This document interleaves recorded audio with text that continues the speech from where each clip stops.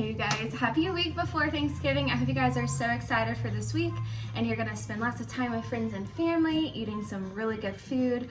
I just wanted to give you guys a few tips going into this week of how to just conquer this week, have fun, not stress about food.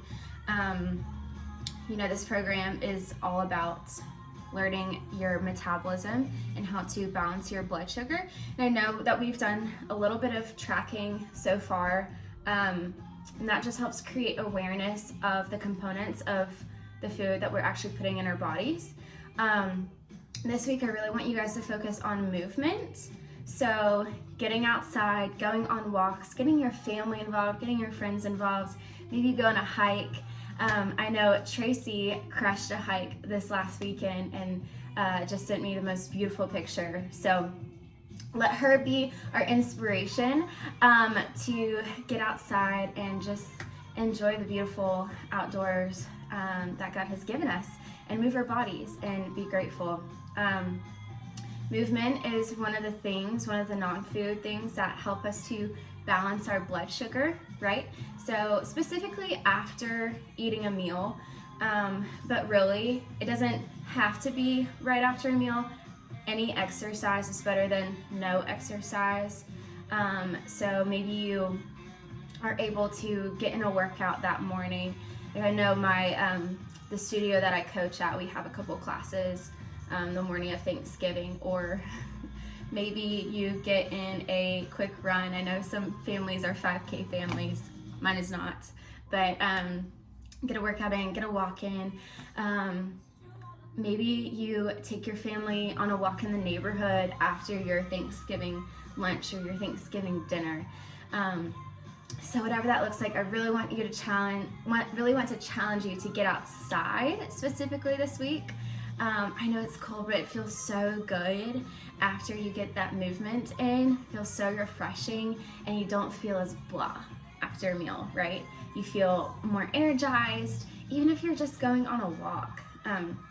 So highly recommend, really want you guys. And when you do your outdoor activity with your family, I want you to send a picture in the Armor Nutrition Facebook group so that we can all see what we're doing and inspire each other. And I will do that as well this week. So I'm super excited.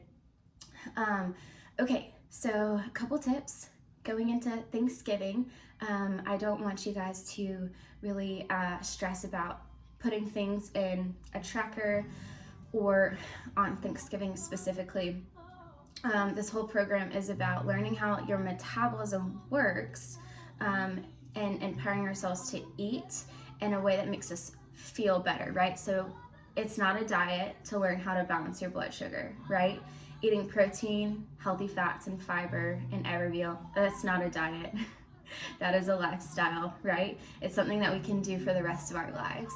But I do want to give you guys a couple tips.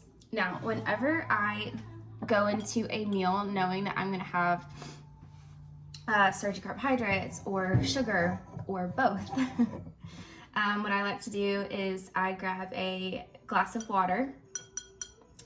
glass of water, and some apple cider vinegar. And I do a tablespoon of this in the glass of water. Now, I've already put my apple cider vinegar in here, so I'm not gonna, but I just typically eyeball it. If you know me well, you know I rarely measure anything, and I need to work on that so that I can actually be better at writing down my own recipes. But apple cider vinegar and water, and then you drink it before you eat your meal. So specifically Thanksgiving, we've got lots of different foods, right? So instead of having that big blood sugar spike, it helps reduce that spike a little bit and help it to be more of a bell curve. So no huge spike, no huge drop. That's what we want to avoid, right? So apple cider vinegar helps actually take that blood sugar out of your bloodstream, and instead of storing it as fat, it actually helps carry it to use into the muscles in the liver. So apple cider vinegar, you can do it not just Thanksgiving, but before you eat dinner, before you eat lunch, whenever you got your starchy carbohydrates, So this is great. Another thing you can do, so we always want to do a protein, fiber, healthy fat. Those are the 3 components that help slow down that absorption of sugar into the blood. So again, instead of causing that spike and drop, more of that bell curve. So instead of just avoiding our surgery carbohydrates or dessert completely, we want to reorder the way that we eat our foods, which can also help reduce that blood sugar spike. So how do we do that? First, eat your veggies. Eat your veggies first. So maybe you've got green beans. Maybe the only vegetable that your family has at Thanksgiving is a veggie platter that you bring, right? Carrots, celery, broccoli, whatever. Eat some of those first. At least a good handful, okay? Good handful of veggies first. Then you've got your protein and fats. So maybe that's like your turkey, your gravy, your, whatever else you've got on your plate. And then your starchy carbohydrate, that would be like your sweet potato casserole, your hash brown casserole, is what my family loves. Whatever your starchy carb is last, and sugar, that would be last as well. So we've got our veggies first, protein, fats, those 2 you can flip around, doesn't really matter, you can eat them together. But what I don't want you to eat is to eat your carbs first. Okay, so that's the important part of this. You're not eating your sweet potato casserole first. That would be more of a starch than like a vegetable. Or not eating the pumpkin pie first. So you got your veggies first, then protein, fats, carbohydrates last. Okay, so that is just gonna help slow down the absorption of sugar into the blood, create more of that bell curve rather than that huge spike and drop. And then really just make sure the morning of that you're eating breakfast. I want you guys to eat a full meal for breakfast. You don't have to eat a ton, but I don't want you to go into a meal starving.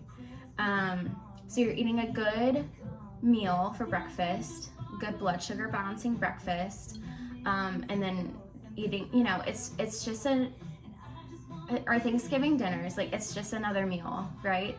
You don't have to eat until you are overstuffed.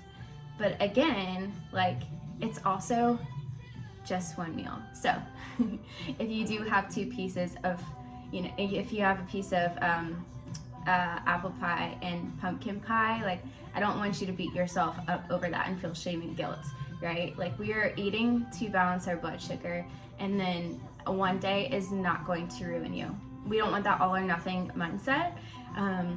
We just want to go about it in a way where we are using our knowledge, how we're gonna feel, or eating in a way that's gonna make us feel good. Another thing I love to do is to, my dad's side of the family, we all bring something. I love to bring a vegetable. If you know that there's gonna be a lot of different food there with a lot of stuff that might not be super nourishing, I encourage you to be the one who brings a really good vegetable side dish. One thing I made for Friendsgiving last week, I made maple bacon glazed baked carrots, like the big carrots. Those are a hit. I also love to do crispy Brussels. So you like roast those until they're crispy with some spices and coconut aminos and Dijon. And then you do them in a cast iron skillet with a little bit of bacon and goat cheese. Those are amazing to bring. You could also do roasted sweet potatoes, like you chop them up into pieces. And then in a skillet, you do a couple pieces of bacon chopped up. You reserve a tablespoon of fat in the cast iron skillet. And then you chop up your apples, you cook them in the bacon grease, and then you throw your sweet potatoes in here and you mix that together. So you don't have to do a ton of bacon grease, just like a tablespoon or so. But those are a couple ideas. I do realize that all 3 recipes I just gave you include bacon. You don't have to do bacon. You could also do sweet potatoes, apples, and roasted cranberries. You can roast those all together in the oven, super easy, with some coconut oil and cinnamon and salt. That one is delicious. But bring a side that is going to be nourishing, that is going to taste really good. It's not diet food, it's just food that makes you feel good, right? So I encourage you to bring something really good to share with your families and your friends this week, and then take them on a walk or something, get them involved, and everybody will feel better for it. So I hope you guys have a fabulous week, and I will chat with you guys soon. I'm so thankful for every single one of you, seriously. So I hope you guys have a great rest of your Sunday, and don't forget that check-ins are due tonight.